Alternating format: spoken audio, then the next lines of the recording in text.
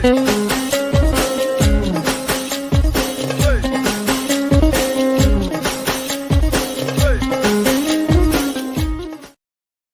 రోజు మహమ్మద్ పడుకోవలసింది హఫ్సాతో. మహమ్మద్ హఫ్సా గదిలోకి వచ్చినప్పుడు హఫ్సా గదిలో ఆమె పని మనిషి మరియా ఖుబ్తియా కూడా అక్కడే ఉంది. మరియా ఖుబ్తియా మహమ్మద్ ప్రవక్తకు ఈజిప్ట్లోని అలెగ్జాండ్రియా రాజు ఇచ్చిన బహుమతి. ఆమె చాలా అందంగా, ముచ్చటగా, ఆకర్షణీయంగా ఉన్న యువతి. ఆమె శారీరక కోరికలను ప్రేరేపించే అంత అందంగా ఉంది. మన నబీ మామూలు మనిషిలా కాదు. ఒకే రోజు 30 మందితో లైంగికంగా ఆపకుండా చేయగల శక్తి అతనికి ఉంది. బుఖారీ వాల్యూమ్ 1 పుస్తకం 5 సంఖ్య 268. కతాదా ఇలా వివరించారు. ప్రవక్తకు 30 మంది మగవాళ్ల లైంగిక శక్తి అల్లా ఇచ్చాడు. హఫ్సా, నీకోసం నీ నాన్న ఎదురుచూస్తున్నాడు. సరే రసూలల్లా, ఆయన దగ్గరికి నేనే వెళ్తాను.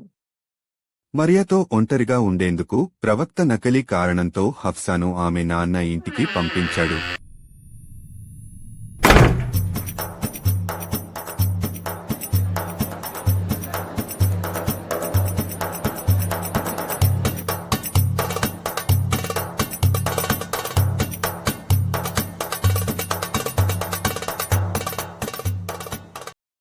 అమ్మా, నాన్న ఎక్కడున్నారు? అతను బాకియా సమీపంలోని ఆల్మానసీ మైదానానికి మలవిసర్జన కోసం వెళ్లాడు. అతను మన ఇంటి వెనుక ఉన్న మైదానానికి ఎందుకు వెళ్ళడు? ఎందుకంటే ప్రవక్త మలవిసర్జన చేసిన చోటే మలవిసర్జన చేయడం మన ఆచారం. అతని కోసం నేను వేచి ఉంటాను. చాలాసేపు వేచి ఉండాల్సి రావచ్చు. ఆయన అక్కడే దాక్కుని ప్రవక్త భార్యల్ని గుసగుసగా గమనిస్తుంటాడు. ప్రవక్త భార్యల మీద గుట్టుగా చూస్తాడా? దేనికోసం? వాళ్లు మలవిసర్జనకు బయటికి వచ్చేటప్పుడు వారు ఖురాన్లో చెప్పిన విధంగా పరదాలో ఉన్నారా లేదా అని చూసేందుకు. అల్ అహ్జాబ్ అధ్యాయం 59వ వచనంలో ఇది చెప్పబడింది కదా. ఈ వచనం మీ నాన్నగారి కోరికపై అల్లా పంపినదని నీకు తెలుసు కదా. సహీహ్ బుఖారీ వాల్యూమ్ 8 పుస్తకం 74 సంఖ్య 257. ఐషా వివరిస్తున్నారు. ఉమర్ బిన్ అల్ ఖత్తాబ్ ప్రవక్త మహమ్మద్తో తరచూ ఇలా అంటుండేవాడు, మీ భార్యలను పరదాలో ఉంచండి. కాని ప్రవక్త అప్పుడు అది చేయలేదు. ప్రవక్త భార్యలు రాత్రివేళ అల్మనాసీ అనే స్థలానికి బయటికి వచ్చేవారు ఆ మలవిసర్జన కోసం. ఒకసారి సౌదా బింట్ జమా అనే ప్రవక్త భార్య రాత్రి బయటికి వెళ్ళింది. ఆమె పొడవైన మహిళ. ఉమర్ బిన్ ఖత్తాబ్ ఆమెను చూశాడు. ఆమె ఇతరుల మధ్య మలవిసర్జన చేస్తుండగా అప్పుడే ఉమర్ ఇలా అన్నాడు, ఓ సౌదా, నిన్ను నేను చూసేశాను. పరదా సరిగా చేసుకో. ఇది అల్లా ఆదేశం. ఆగు, నీవిక్కడేం చేస్తున్నావు? నన్ను చూసే ప్రయత్నమా? అస్తగ్ఫిరుల్లా, నీకు బుద్ధిపోయిందా? బుఖారీ వాల్యూమ్ 1 పుస్తకం 8 సంఖ్య 395. ఉమర్ బిన్ అల్ ఖత్తాబ్ వివరించారు, అల్లాహ్ నా మాటపై 3 విషయాల్లో అంగీకరించాడు మరియు వచనాలు అవతరింపజేశాడు. వాటిలో ఒకటి మహిళల పరదా గురించి ఖురాన్ 33:59లో ఉన్న వచనం. అంతసేపు ఎదురు చూడలేను. ఇవాళ నా టర్న్ ప్రవక్తతో. ఆయన మంచంపై నా కోసం ఎదురు చూస్తుంటారు. ప్రవక్త మంచంలో ఉన్నాడు కాని ఎదురు చూస్తూ కాదు. రసూలల్లా ఎక్కడున్నారు?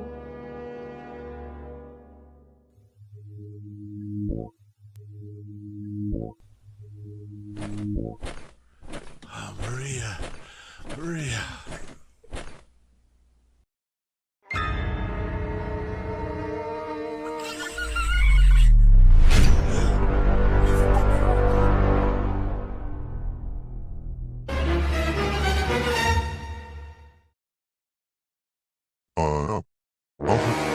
హఫ్సా, మీ నాన్న ఎలా ఉన్నాడు? రసూలల్లా, నువ్వు నన్ను మోసం చేసి నా పనిమనిషిని దున్నుతావా? హఫ్సా, నీ మాటలు జాగ్రత్త. ఖురాన్ సూరా అల్ అహ్జాబ్ 32వ ఆయత్ చెబుతోంది, ప్రవక్త భార్యలారా, మీరు ప్రవక్తతో గౌరవంగా మాట్లాడాలి. ప్రవక్త స్వయంగా అవినీతిగా, అపవిత్రంగా ప్రవర్తించటం మానుకున్నప్పుడు నేను కూడా గౌరవంగా మాట్లాడతాను. బానిస మహిళలతో సెక్స్ చేయడం అవమానకరం కాదు. అల్లాహ్ వాటిని నాకు హలాల్ చేశాడు.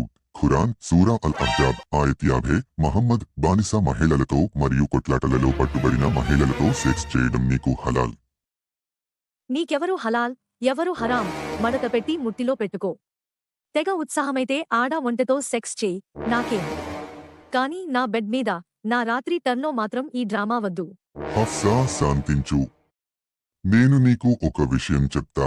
ఈ విషయం మన మధ్యలోనే ఉంచితే ఎవరికీ చెప్పకపోతే నేను మాటిస్తా మారియాను మళ్ళీ ముట్టుకోను. ముందుగా ఆగ్రహం తగ్గించుకో. కొంచెం చల్లటి నీళ్లు తాగు. ఓకే, నీ ప్రమాణం మీద నమ్మకంగా ఉన్నాను. ఇప్పుడు అల్మనాసీకి వెళ్ళాలి.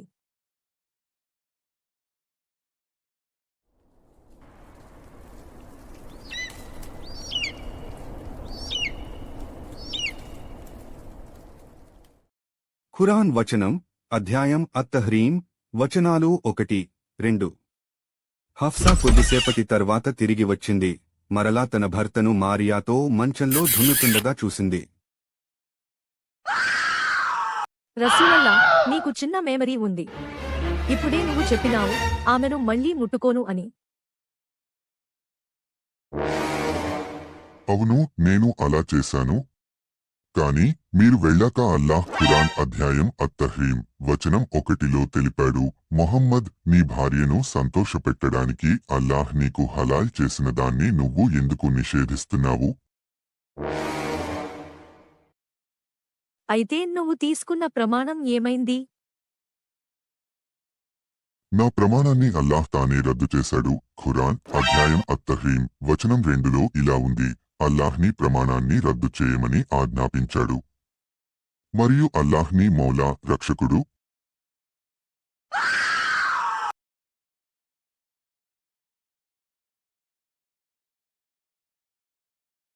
మరుసటి ఉదయం ఫజ్ర్ నమాజ్కి వెళ్లి వచ్చిన ప్రవక్తను ఆయన భార్యలు రోజూలాగానే హాయిగా పలకరించడానికి బదులుగా ఈసారి చీదరిపాల దృష్టిలతో మౌనం పాటిస్తూ చూశారు. శుభోదయం ఓ ఆయిషా. హాయ్ జువేరియా. హలో నా ప్రియతమా జైనబ్. మన ప్రవక్త ఎంత తెలివైనవాడో కదా వెంటనే అర్థం చేసుకున్నాడు. హఫ్సా నిన్న రాత్రి జరిగిన విషయం మిగతా భార్యలందరికీ చెప్పేసిందని. వాళ్లు అందరూ మారియాను ద్వేషించేవారు. ఆమె అందం, అలాగే ప్రవక్త ఆమెను ఇష్టపడటం వల్ల. నేను నిన్న రాత్రి మారియాను దున్నిన విషయాన్ని నీవు రహస్యంగా ఉంచమని చెప్పాను. అయినా ఎందుకు ఆ విషయం బయటకు చెప్పావ్? నేను ఆ విషయం బయటకు చెప్పినట్టుగా నీకు ఎవడు చెప్పాడు? అల్లాహ్ నాకు తెలిపాడు. ఖురాన్ అధ్యాయం తహ్రీం వచనం 3, ప్రవక్త ఒక ప్రత్యేక విషయాన్ని తన భార్యలలో ఒకరిని నమ్మి చెప్పారు. కాని ఆమె ఆ విషయాన్ని బయటకి చెప్పేసింది. అప్పుడు అల్లాహ్ ఈ విషయం ప్రవక్తకు తెలియజేశాడు.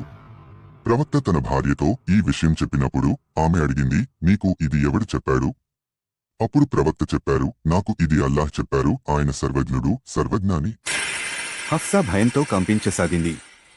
అల్లాహ్ ప్రవక్త కోసం గూఢచర్య చేసి అతని భార్యల వ్యక్తిగత మాటలు, చర్చలను ప్రవక్తకు తెలియజేస్తాడని ఆమెకు తెలియలేదు. కోపంగా ఉన్న ప్రవక్త తన భార్యలను కూడకట్టి అల్లాహ్ నుండి కొత్తగా వచ్చిన క్రూరమైన సందేశాన్ని వారికి తెలియజేశాడు. ఖురాన్ అధ్యాయం అత్తహ్రీం వచనం 5, మహమ్మద్ మిమ్మల్ని తలాక్ ఇచ్చేసినట్టు అయితే అల్లాహ్ ఆయనకు మీకంటే మంచి భార్యలను ఇస్తాడు. వారు అల్లాహ్కి గౌరవం చూపించేవారు, నమాజ్ వదలకుండా చేసేవారు. ఆ సందేశంతో తన భార్యలకి అది ఒక మరణ శాసనమే. తలాక్ అంటే వాళ్లకి ఆకలితో చనిపోవడమే. ఎందుకంటే మునుపటి ఖురాన్ అధ్యాయం ప్రకారం ప్రవక్త భార్యల్ని తలాక్ ఇచ్చిన తర్వాత ఎవ్వరూ పెళ్లి చేసుకోవడానికి అనుమతించబడరు. ఖురాన్ అధ్యాయం అత్తహ్రీం వచనం 10, 11 ఒకవైపు నూహ్, లూత్ అనే ప్రవక్తల భార్యలు తమ భర్తల మాట వినకుండా తప్పుగా ప్రవర్తించారు. వాళ్లు ప్రవక్తల భార్యలే అయినా వాళ్లను అల్లాహ్ నరకల్లో పడేశాడు. మరోవైపు ఫిరౌన్ అనే దుర్మార్గుడి భార్య అయిన ఆసియా మంచి మనిషిగా, భయంతో, భక్తితో జీవించింది. ఫిరౌన్ కాఫిర్ అయినా ఆమెను అల్లాహ్ స్వర్గంలో ప్రవేశపెట్టాడు. అందరి భార్యలు ఏడుపు మొదలుపెట్టారు. తలాక్తో ఆకలితో చచ్చిపోవడం ఒకటి, కాని నరకంలో ఎప్పటికీ కాలిపోవడం మరొకటి. విని వాళ్లు భయంతో వణికిపోయారు.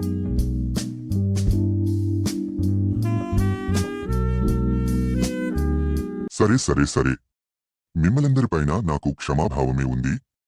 అయినా నేను కరుణామయుడినే కదా, దయగల ప్రవక్త కాబట్టి ఖురాన్ అధ్యాయం అన్నిసా వచనం 34 ప్రకారం శిక్షగా 1 రోజుల పాటు మీ అందరితో సెక్స్కు దూరంగా ఉంటాను. ఇది మిమ్మల్ని సరిదిద్దేందుకు నేను తీసుకుంటున్న చర్య.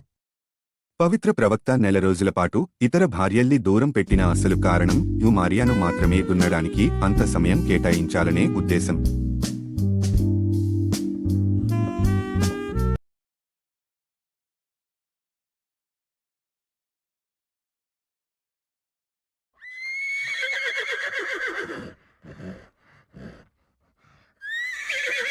నేను చాలా తెలివైన వాడిని.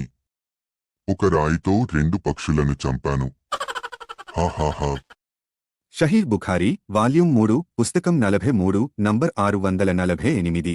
ప్రవక్త తన భార్యల వద్దకు వెళ్ళకపోవడం హఫ్సా ఆయిషాకు రహస్యం చెప్పిందని కాబట్టే కోపంతో మారియాకు దగ్గరికి వెళ్ళనని 1 నెలపాటు ప్రమాణం చేశాడు.